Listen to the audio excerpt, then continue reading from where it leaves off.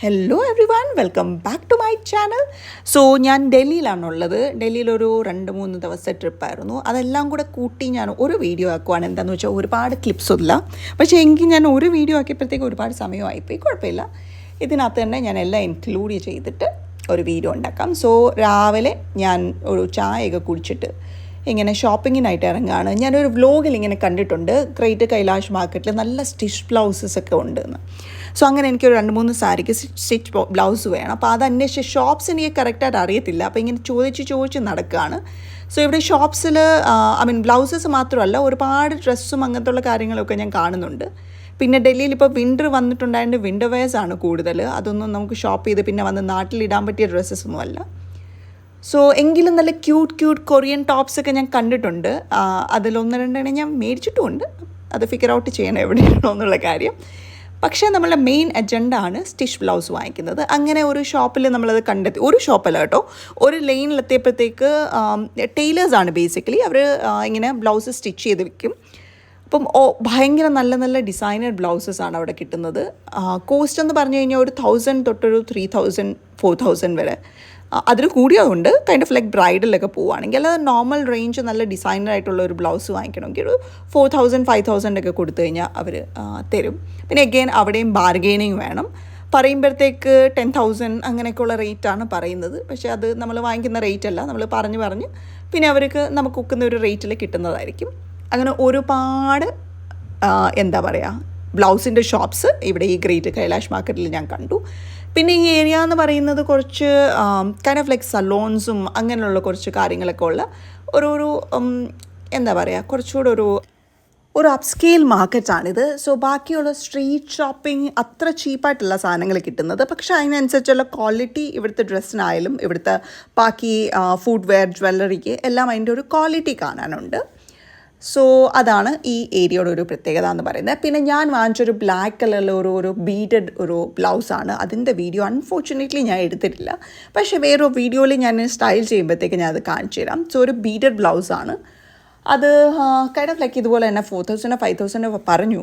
Finally എനിക്കത് 2000 കിട്ടി. പക്ഷേ നമ്മുടെ നാട്ടിലത് ഒരിക്കലും 2000 കിട്ടത്തില്ല കേട്ടോ. നാട്ടിലത് വാങ്ങിക്കണമെങ്കിൽ എങ്ങനെ പോയാലും 3-4 ഒക്കെ കൊടുക്കേണ്ടി വരും. അറിയാമല്ലോ, നമ്മുടെ നാട്ടിലൊക്കെ അറിയാം, എല്ലാം ഭയങ്കര എക്സ്പെൻസീവ് ആയിട്ടാണ് കിട്ടുന്നത്. സോ അങ്ങനെ ഞാനൊരു ബ്ലൗസ് ഇവിടുന്ന് പിക്ക് ചെയ്തു. പിന്നെ 1-2 നോർമൽ ബ്ലൗസസും ഞാൻ ഇവിടുന്ന് മേടിച്ചു.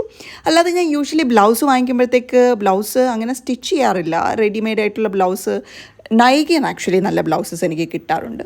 അപ്പം നൈകയിൽ നിന്നാണ് ഞാൻ ബ്ലൗസസ് എടുക്കാറ്. ബാക്കി ഇത് ഒരു ഇൻഫ്ലുവൻസർ തന്നെ ചെയ്ത് ഞാൻ കണ്ടതാണ്. അപ്പം നിങ്ങളും ഇനി ഡൽഹിയിലാണ് ഇതുപോലെ സ്റ്റിച്ച് ബ്ലൗസൊക്കെ മേടിക്കണമെങ്കിൽ ഗ്രേറ്റ് കൈലാഷ് മാർക്കറ്റിലോട്ട് പോയിക്കോളൂ. നല്ല ബ്ലൗസസ് അവിടെ നിങ്ങൾക്ക് കിട്ടുന്നതായിരിക്കും. പിന്നെ ഞാൻ അതിൻ്റെ വീഡിയോസ് എടുക്കാൻ മറന്നുപോയി എന്നുള്ള കാര്യം ഞാൻ പറഞ്ഞുവല്ലോ. അതുപോലെ ഷോപ്പ് നമ്പേഴ്സൊക്കെ ഞാൻ നോട്ട് ചെയ്യാൻ മറന്നുപോയി. ഇത് ജസ്റ്റ് വീഡിയോസ് ഞാനിങ്ങനെ എടുത്തതേ ഉള്ളൂ കേട്ടോ. അപ്പോൾ കുറച്ച് അങ്ങനത്തുള്ള കുറച്ച് മിസ്റ്റേക്സ് ഞാൻ അതിനകത്ത് ചെയ്തിട്ടുണ്ട്. I am really sorry about that. പക്ഷേ നെക്സ്റ്റ് ടൈം ഞാൻ ഡൽഹിയിൽ പോകുമ്പോഴത്തേക്ക് നല്ല കറക്റ്റായിട്ട് വീഡിയോ എടുത്തേക്കാം. സോ ഇങ്ങനെ നടന്ന് ഷോപ്പിംഗ് ഒക്കെ കഴിഞ്ഞ് അത്യാവശ്യം നല്ല ക്ഷീണിച്ചപ്പോഴത്തേക്ക് ആ സൈഡിൽ തന്നെ നമുക്ക് വന്നപ്പോൾ ആക്ച്വലി പറഞ്ഞു കഴിഞ്ഞാൽ ഒരു തൊട്ടടുത്ത് തന്നെ ഒരു ചായ്സ് ഉണ്ട്. അവിടെ നിന്നൊരു ബട്ടർ ബണ്ണും ചായയൊക്കെ കുടിച്ചാണ് വന്നത്. എങ്കിലും കുറച്ച് നടന്നപ്പോഴത്തേക്ക് അങ്ങ് ക്ഷീണമായി. പിന്നെ അടുത്ത വിശപ്പ് വന്നു.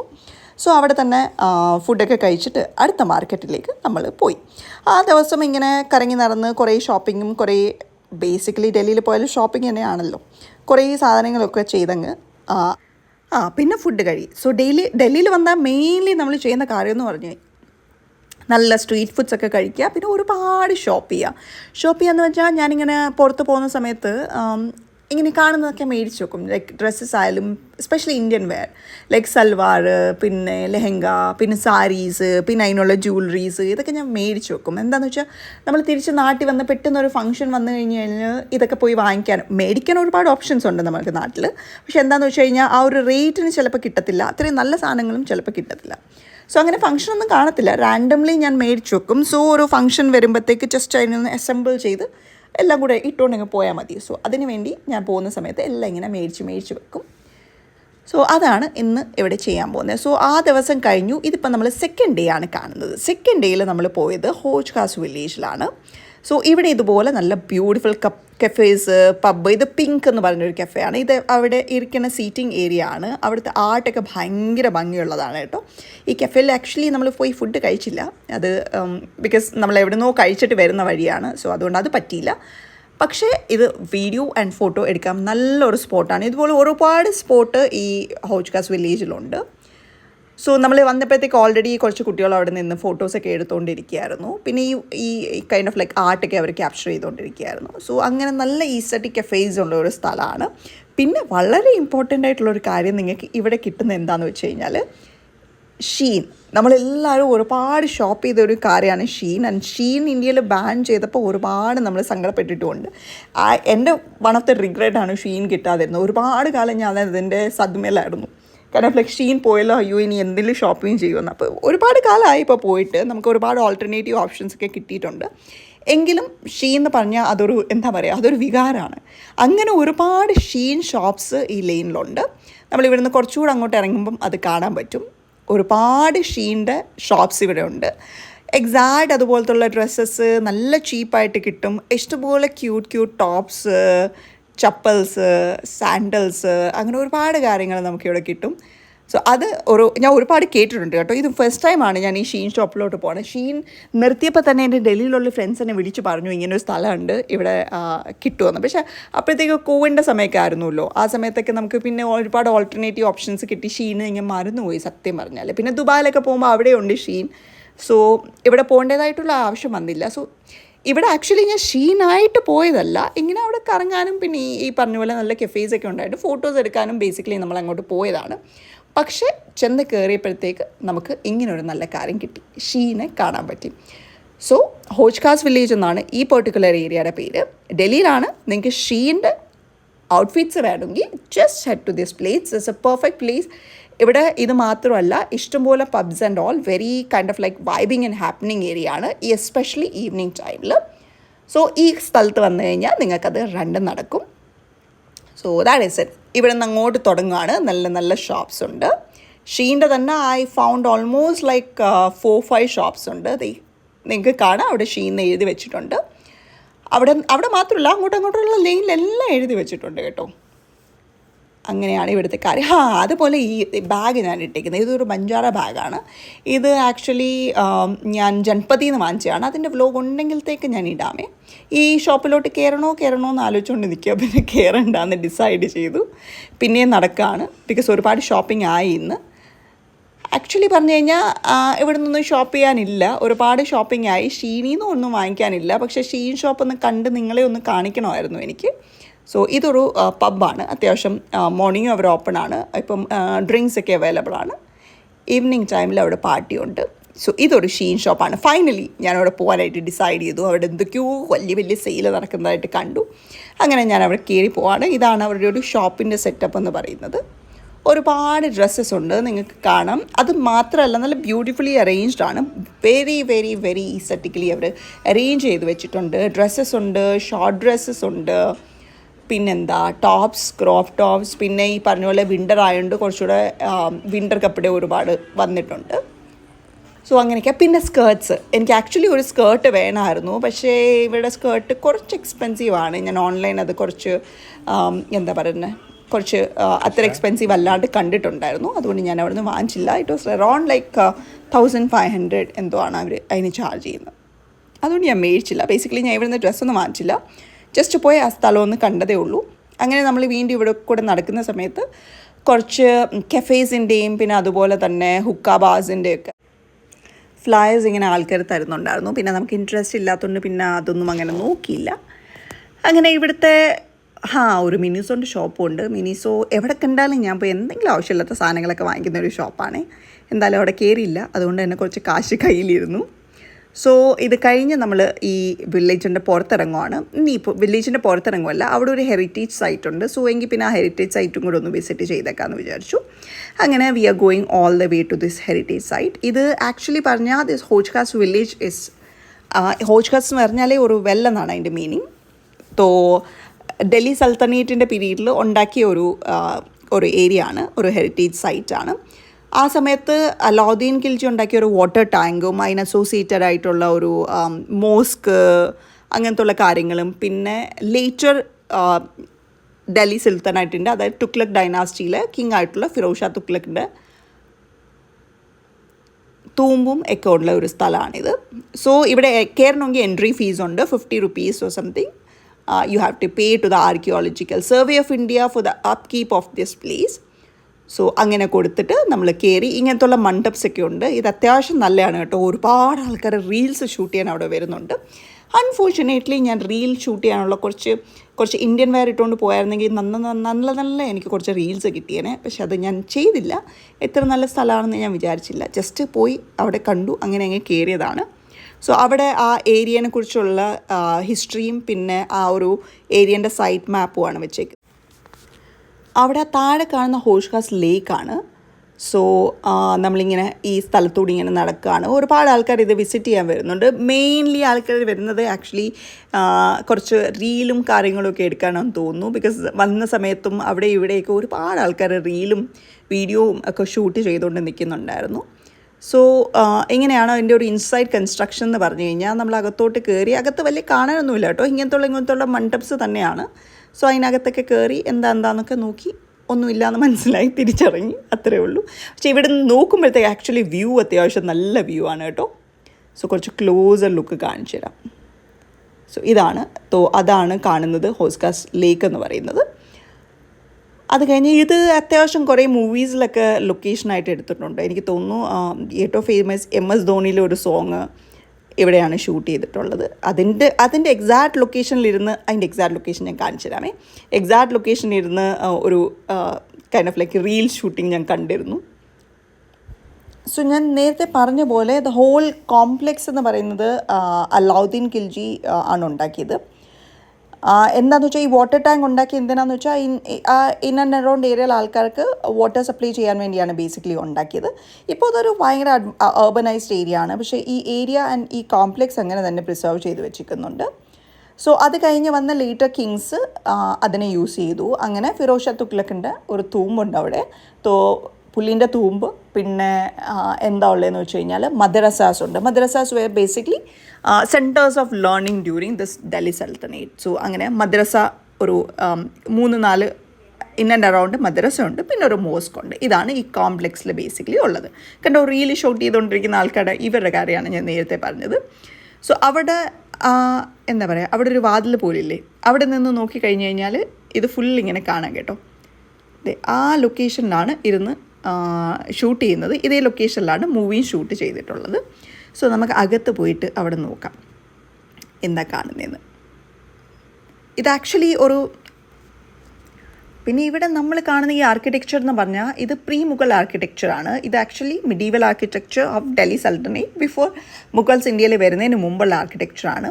സോ അങ്ങനത്തെ കാര്യത്തിൽ ഇത് ഇമ്പോർട്ടൻ്റ് ആണ്. Because most of the other monuments in Delhi എന്താണെന്ന് വെച്ചാൽ മുഗൾ ആർക്കിടെക്ചറാണ്, മുഗൾസ് ഉണ്ടാക്കിയതാണ്. ഇത് അതിനേക്കാട്ടി മുമ്പേ ഉള്ള ഒരു ആർക്കിടെക്ചറാണ്. സോ ഒരുപാട് എന്താ പറയുന്നത് സ്പേസ് ഉണ്ട്. ഇത് മുകളിൽ നോക്കുക, എന്തൊക്കെയോ നല്ല ഡോംസിൽ നല്ല കൈൻഡ് ഓഫ് ലൈക്ക് വർക്ക്സ് ഒക്കെ ഉണ്ടായിരുന്നു. അതൊന്നും അത്ര നല്ലതായിട്ട് പ്രിസർവ്ഡ് അല്ല. ഇപ്പം കുറച്ച് കൈൻഡ് ഓഫ് ലൈക്ക് ഡിമോളിഷ്ഡ് സ്ഥിതിയിലാണ് അതിരിക്കുന്നത്. ഇവിടെ നിന്ന് നോക്കിക്കഴിഞ്ഞാൽ നല്ലൊരു ബ്യൂട്ടിഫുൾ വ്യൂ കാണാൻ പറ്റും പുറത്തെ. സോ ദിസ് ഈസ്, ഞാൻ മുകളിലൊക്കെ കാണാൻ ശ്രമിക്കുകയാണ്, പക്ഷേ എല്ലാം പൊട്ടിപ്പൊളിഞ്ഞ് ചിതലെടുത്ത് പോലെയാണ് മുകളിലിരിക്കുന്നത്. കണ്ടോ, ഇത് നല്ല ഭംഗിയുണ്ടല്ലേ, കുറേ പില്ലേർഡായിട്ടുള്ള ഭംഗിയുള്ള സ്ഥലം. എന്താ പറയുക, പക്ഷെ അകത്ത് നമുക്ക് അത്ര വീഡിയോ ഒന്നും എടുക്കാൻ പറ്റുന്ന സ്ഥലമല്ല കേട്ടോ. അകത്ത് ഇത്തിരി ലൈറ്റിൻ്റെ പ്രശ്നമുണ്ട്, ഞാൻ ഫോട്ടോസ് എടുക്കാൻ നോക്കിയിട്ട് പറ്റിയില്ല.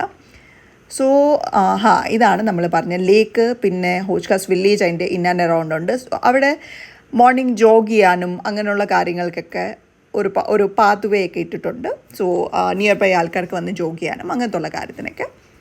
ആക്ച്വലി ഡൽഹിയുടെ കാര്യം പറഞ്ഞാൽ ഇഷ്ടംപോലെ മരങ്ങളാണ് കേട്ടോ. എവിടെ ചെന്ന് നോക്കിയാലും മരങ്ങളും പച്ചപ്പുമാണ്. പക്ഷേ ഈ പൊല്യൂഷന് മാത്രം എന്താ പറയുന്നത്, ഒരു അവസാനം ഇല്ല.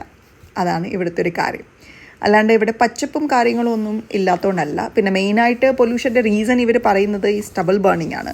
In and around Punjab, Haryana പോലത്തുള്ള സ്ഥലങ്ങളിൽ കൂടുതൽ വീറ്റാണ് കൾട്ടിവേറ്റ് ചെയ്യുന്നത്. അപ്പം വീറ്റ് കൾട്ടിവേറ്റ് ചെയ്ത് എന്താ പറയുന്നത് ഡിസംബറിന് മുന്നേ, അതായത് വിൻ്റർ ആവുന്നതിന് മുന്നെയാണ് ഇതിൻ്റെ ഹാർവെസ്റ്റ് സീസൺ എന്ന് പറയുന്നത്. സോ ഹാർവെസ്റ്റ് ചെയ്തിട്ട് ഇവരെന്താ ചെയ്യുന്നതെന്ന് വെച്ചാൽ ഒരു കുറച്ച് മൊത്തത്തിലങ്ങ് അതിൻ്റെ അടിയിൽ വരെ കട്ട് ചെയ്തെടുക്കത്തില്ല, ഒരു 2-3 ഇഞ്ച് അതിൻ്റെ ഇത് ബാക്കി ഇട്ടിട്ടാണ് കട്ട് ചെയ്ത് ഇടുന്നത്. അത് കട്ട് ചെയ്യാനുള്ള ഒരു എളുപ്പത്തിന് വേണ്ടി മെഷീൻ കട്ടിംഗ് ആണ്, അങ്ങനെയാണ് അത് കട്ട് ചെയ്ത് തരുന്നത്. അപ്പോൾ സിഗ്നിഫിക്കൻ്റ് എമൗണ്ട് ഓഫ് ഈ സ്റ്റബിൾ അവിടെ ബാക്കി കാണും. അപ്പോൾ ഈ സ്റ്റബിളിനെ ഇവർക്ക് ഈസിയസ്റ്റ് വേ എന്ന് പറഞ്ഞാൽ ഇതിനങ്ങ് തീ കത്തിക്കുകയാണ്. അങ്ങനെ ഈ ഫീൽഡിനെ മൊത്തത്തിൽ ഇവരങ്ങ് തീ കത്തിക്കും. അങ്ങനെ ഈ തീ കത്തിക്കുമ്പോൾ ഉണ്ടാകുന്ന ഈ പുകയാണ് പിന്നെ വിൻ്ററും കൂടെ ആകുമ്പോൾ നിന്ന് ഈ സ്മോക്ക് കണ്ടീഷനും അതും ഇതും പിന്നെ ഒരുപാട് പാർട്ടിക്കുലേറ്റ് മാറ്റർ വരാനും കാരണം. ഇപ്പോൾ എന്ന് പറഞ്ഞാൽ ടോക്സിക് ലെവലിലോട്ട് പൊല്യൂഷൻ പോയിരിക്കുകയാണ്. കൈൻഡ് ഓഫ് ലൈക്ക് ഇപ്പോൾ ഡൽഹിയിൽ what your breathing is kind of a concoction of toxic gases, അങ്ങനെ ഒരു സ്ഥിതിയിലോട്ട് എത്തിയിരിക്കുകയാണ്. സോ ഗവൺമെൻറ് ഒരുപാട് മെഷേഴ്സൊക്കെ എടുത്തു എന്ന് പറയുന്നുണ്ട്. ലൈക്ക് കൺസ്ട്രക്ഷൻ സ്റ്റോപ്പ് ചെയ്യാനായിട്ട്, പിന്നെ ഹെവി വെഹിക്കിൾസ് ഒന്നും കൊണ്ടുവരത്തില്ല. പിന്നെ ദിവാലീൻ്റെ കാര്യം അറിയാമല്ലോ, ഒരുപാട് കാലമായിട്ട് ദിവാലിക്ക് ഫയർ ക്രാക്കേഴ്സ് ഇങ്ങനത്തുള്ള കാര്യങ്ങളൊന്നും അവർ ബാൻ ചെയ്തേക്കാണ്. പക്ഷേ again the major reason the stubble burning അത് അങ്ങനെ തന്നെ പോകുന്നുണ്ട്. ഈ വർഷവും അതിൻ്റേതായ രീതിയിൽ സ്റ്റബിൾ ബേണിംഗ് നടത്തിയിട്ടുണ്ട്. അതുകൊണ്ടാണ് പൊല്യൂഷൻ കുറയാണ്ട് ഇങ്ങനെ തന്നെ നിൽക്കുന്നത്. എഗെയിൻ സ്റ്റബിൾ ബേണിങ്ങിന് നമുക്ക് ഫാമേഴ്സിനെയും കുറ്റം പറയാൻ പറ്റത്തില്ല. അവർക്ക് അവരുടെ ഈസിയസ്റ്റ് വേ. പിന്നെ ഇത് കത്തി അത് ചാരമാകുമ്പം അത് വീണ്ടും അടുത്ത എന്താ അവർ അവിടെ കൃഷി ചെയ്യുന്നതെന്ന് വെച്ചാൽ അതിന് വളമാവുകയും ചെയ്യുന്നു. ഇതൊരു ഏജ് ഓൾഡ് പ്രാക്ടീസാണ് ഇങ്ങനെ ചെയ്യുന്നത്. പിന്നെ കാലാവസ്ഥ മാറുമ്പോൾ ഗ്ലോബൽ വാർമിംഗ് വരുമ്പോഴത്തേക്ക് അതുപോലുള്ള പൊല്യൂട്ടൻസ് വരുമ്പോഴത്തേക്ക് ഇത് അവർ അങ്ങനെ ഒരു പ്രശ്നമായി മാറി. സോ അതിന് നമുക്ക് ഫാമേഴ്സിനെ അടച്ചങ്ങനെ പറയാനും പാടില്ല അവർ കാരണമാണ് പൊല്യൂഷൻ എന്ന്. എന്താ സർക്കാർ ചെയ്യുന്നതെന്ന് വെച്ച് കഴിഞ്ഞാൽ, ചെയ്യണ്ടേന്ന് വെച്ച് കഴിഞ്ഞാൽ അതിനൊരു ഓൾട്ടർനേറ്റീവ് നമ്മൾ അവർക്ക് കൊടുക്കണം. ഫാമേഴ്സിന് അതിനൊരു ഓൾട്ടർനേറ്റീവ് കൊടുക്കണം. അപ്പം അത് കൊടുക്കാൻ എത്രത്തോളം സർക്കാരുകൾ എഫക്റ്റീവ് ആയിട്ടുണ്ട് എന്ന് എനിക്കറിയില്ല. ആയിട്ടില്ല എന്നാണ് എനിക്ക് തോന്നുന്നത്. അതുകൊണ്ടാണല്ലോ പൊല്യൂഷൻ ഇപ്പോഴും എന്താ പറയുക, വിൻ്റർ പൊല്യൂഷൻ ഇപ്പോഴും കൂടിക്കൊണ്ടിരിക്കുന്നു. എല്ലാ വർഷത്തെയും പോലെ തന്നെ, അല്ലെങ്കിൽ എല്ലാ വർഷത്തെക്കാട്ടി കുറച്ചുകൂടെ കൂടുതലായിട്ട് ഇപ്പോൾ പൊല്യൂഷൻ ഉണ്ട്. അത്യാവശ്യം പുറത്തിറങ്ങി നടക്കുമ്പോൾ നമുക്ക് അതിൻ്റേതായ ബുദ്ധിമുട്ടുകൾ വരുന്നുണ്ട്. കൈൻഡ് ഓഫ് ലൈക്ക് ഒരു ഒന്നാമത്തെ കാര്യം വിസിബിലിറ്റി കുറവാണ്. ചില സമയത്തൊക്കെ പൊടിയും ഒക്കെ ആയിട്ട് നമുക്കൊന്നും കാണാൻ പറ്റത്തില്ല. പിന്നെ ബ്രീത്തിങ് ഇഷ്യൂസ് വരും, കണ്ണിലൊക്കെ ഒരുമാതിരി കണ്ണൊക്കെ എരിയുന്ന പോലൊക്കെ വരും. അങ്ങനെയുള്ള കുറച്ച് പ്രശ്നങ്ങൾ. ഒന്നാമത്തെ കാര്യം നമ്മൾ ഈ നല്ല എയർ ശ്വസിച്ചിട്ട് പോവുകയാണെങ്കിൽ നമുക്കിതൊന്നും അങ്ങനത്തെ ശീലമില്ലല്ലോ. അത് വേറൊരു കാര്യം. നമ്മളവിടെ ജീവിക്കുന്നവരാണെങ്കിൽ പ്രോബബ്ലി അത്ര ബുദ്ധിമുട്ടുകൾ വരത്തില്ലായിരിക്കും. ഇങ്ങനെ ഇടയ്ക്കിടയ്ക്ക് പോകുന്ന നമ്മളെപ്പോലെ നല്ല എയർ ശ്വസിച്ചിട്ട് പോകുന്നവർക്ക് ചിലപ്പോൾ ബുദ്ധിമുട്ടുകളൊക്കെ ഉണ്ടാകുന്നതായിരിക്കും. എങ്കിലും സ്റ്റാറ്റിസ്റ്റിക്കലി ഭയങ്കര പൊല്യൂട്ടഡാണ്. ഈവൻ എന്താ പറയുക, എയർ ക്വാളിറ്റിയിൽ ഏറ്റവും വേഴ്സ്റ്റ് എയർ ക്വാളിറ്റിയാണ് ഇപ്പം ഡൽഹിയിലുള്ളത്. So I hope the governments will do something regarding it. പിന്നെ നമ്മളുടെ ഒരു കാര്യം എന്ന് വെച്ചാൽ നമ്മൾ പുറത്തിറങ്ങുമ്പോൾ മാക്സിമം മാസ്ക് ഒക്കെ യൂസ് ചെയ്ത് പോകാൻ നോക്കണം. ലാസ്റ്റ് ടൈം ഞാൻ ഉണ്ടായിരുന്നപ്പോഴത്തേക്ക് മാസ്ക് യൂസ് ചെയ്യേണ്ട അവസ്ഥ എത്തിയിട്ടുണ്ട്. എനിക്ക് കുറച്ച് ബുദ്ധിമുട്ടുകളൊക്കെ ഉണ്ടായി. ഇനി പോകുമ്പോഴത്തേക്ക് മാസ്ക് ഒക്കെ യൂസ് ചെയ്ത് കുറച്ച് നമ്മളെ സൂക്ഷിച്ചാൽ നമുക്ക് കൊള്ളാം. സോ ഇത് നമ്മൾ എന്നിട്ട് രാത്രിയിലൊരു മോളിൽ വന്നേക്കാണ്. സോ ഇത് വസന്ത് കുഞ്ചിലുള്ള ആംബിയൻസ് മോൾ എന്ന് പറഞ്ഞ മോളാണ്. ഇതും കുറച്ച് അപ്സ്കെയിലായിട്ടുള്ള ഏരിയ ആൻഡ് അപ്സ്കെയിലായിട്ടുള്ള ഒരു മോളാണ്. ഒരുപാട് കൈൻഡ് ഓഫ് ലൈക്ക് ഇൻ്റർനാഷണൽ ബ്രാൻഡ്സിൻ്റെ ഔട്ട്ലെറ്റ്സ് ഈ മോളിൽ നമുക്ക് കാണാം. അവിടെ ഞാൻ ടിറേനയും കണ്ടിരുന്നു. സോ ടിറേൻ്റെ ആഡാണോ അതോ ടിറേ ഷോപ്പായോ? നൈഗേം ആക്ച്വലി ഫസ്റ്റ് ആപ്പായിരുന്നു, പിന്നെ അവർ ഷോപ്പാക്കിയല്ലോ. സോ ടിറേൻ്റെ ഷോപ്സ് ഞാൻ ഇതുവരെ കണ്ടിട്ടില്ല. പ്രോബ്ലി ഞാനത് ഇപ്പോൾ വീഡിയോയിൽ ഇതിനെ കണ്ടുപോഴാണ് ആലോചിക്കുന്നത്. എന്താണെന്ന് എനിക്കറിയത്തില്ല. പ്രോബ്ലി ആഡായിരിക്കും. So that is it. മോളിൽ ആക്ച്വലി ഷോപ്പിംഗ് ഒക്കെ കഴിഞ്ഞ് ഫുഡ് കഴിക്കാനായിട്ട് പോയതാണ്. കുറേ ഷോപ്സ് ഉണ്ട്, പക്ഷേ ഓഫറൊന്നും കാര്യമായിട്ട് ഞാൻ കാണുന്നില്ല. ദിവാലിയൊക്കെ കഴിഞ്ഞുകൊണ്ടായിരിക്കും ഓഫേഴ്സൊക്കെ ദിവാലി ടൈമിൽ കഴിഞ്ഞ് കാണും. ഇനി അടുത്ത ഏതെങ്കിലും സെയിൽ വരുമ്പോൾ നമുക്ക് പോയി വാങ്ങിക്കാം. അത്യാവശ്യം റെസ്റ്റോറൻറ്റ്സും ഫുഡ് കോർട്ടിൽ ആക്ച്വലി പ്രോപ്പർ റെസ്റ്റോറൻറ്റ്സ് ആണ്. നോർമൽ നമുക്ക് കൈൻഡ് ഫുഡ് കോർട്ടും ഉണ്ട്, പക്ഷേ ഇഷ്ടംപോലെ റെസ്റ്റോറൻറ്റ്സ് ഉണ്ട്. അത്യാവശ്യം നല്ല നല്ല ഔട്ട്ലെറ്റ്സ്, പിന്നെ നമ്മൾ നോർമൽ ഫുഡ് കോർട്ട് എല്ലാം കുറച്ച് നല്ലതാണ് കേട്ടോ, compare to other places. Just shopping ഒന്നും അല്ല കേട്ടോ, ഒന്ന് നടന്ന് നോക്കുകയാണ്. സോ അത് കഴിഞ്ഞ് നമ്മളുടെ ഇന്നത്തെ ഷോപ്പിംഗ് അവസാനിക്കുകയാണ്. അങ്ങനെ kind of A well spend days in Delhi ആയിരുന്നു. ഒരുപാട് ഷോപ്പിംഗ് ചെയ്തു, ഒരുപാട് സ്ഥലത്ത് പോയി, ഒരുപാട് കാര്യങ്ങൾ ചെയ്തു. അങ്ങനെ നമ്മൾ ഫുഡൊക്കെ കഴിച്ച് ഇറങ്ങിയപ്പോഴത്തേക്ക് ഷോപ്സൊക്കെ അടച്ചു. ഇനിയിപ്പം അപ്പോൾ അതൊക്കെ നമുക്കും ചലിക്കണം. സോ ഇത്രേ ഉണ്ടായിരുന്നുള്ളൂ ഇന്നത്തെ video. I hope you like the video and if you are liking my initiative please don't forget to like, share and subscribe to my channel. പിന്നെ നിങ്ങളുടെ ഫ്രണ്ട്സിനൊക്കെ ചുമ്മാ അയച്ചു കൊടുക്കുക കേട്ടോ. അവരൊക്കെ കണ്ടിട്ട് സബ്സ്ക്രൈബ് ചെയ്യുന്നെങ്കിൽ സബ്സ്ക്രൈബ് ചെയ്യട്ടെ. എന്താ പറഞ്ഞു കഴിഞ്ഞാൽ ഇപ്പോൾ ഞാൻ ഒരുപാട് ഫ്രീക്വൻ്റ് ആയിട്ട് വീഡിയോ ഇടുന്നില്ല കേട്ടോ. പക്ഷേ 2-3 ദിവസമായിട്ട് ഞാനത് ശ്രദ്ധിക്കുന്നുണ്ട്. ഒരുപാട് വീഡിയോ എൻ്റെ ഫോണിലും കിടക്കുന്നുണ്ട്. പിന്നെ ഈ എഡിറ്റ് ചെയ്ത് ഇടാനുള്ളൊരു ബുദ്ധിമുട്ടുണ്ടല്ലോ, അതുകൊണ്ടാണ് ഞാൻ ഇടാത്തത്. ഇഷ്ടംപോലെ കണ്ടൻറ്റ് ഞാനിങ്ങനെ എടുത്ത് വെക്കാറുണ്ട്, പക്ഷേ എഡിറ്റ് ചെയ്യാനുള്ളൊരു മടി കൊണ്ടാണ്. പിന്നെ ഞാൻ ക്യാബിൻ ക്രൂ ഡെയിലി വ്ലോഗ് ഇടുന്ന സമയത്തും അത്യാവശ്യം നല്ല രീതിക്ക് ഫ്രീക്വൻ്റ് ആയിട്ട് ഞാൻ ഇത് ഇട്ടുകൊണ്ടിരുന്നു. ആ സമയത്തും ഒരുപാട് നിങ്ങൾ നല്ല പോസിറ്റീവ് കമൻസ് ഒക്കെ തന്നു. I am really thankful for that. So ഇനിയും ഇതുപോലെ റെഗുലറായിട്ട് ഒരുപാട് നല്ല നല്ല videos I will bring for you. For that I need your motivation. So please do what I've asked you guys to do that. I love you guys. Bye bye. Take care.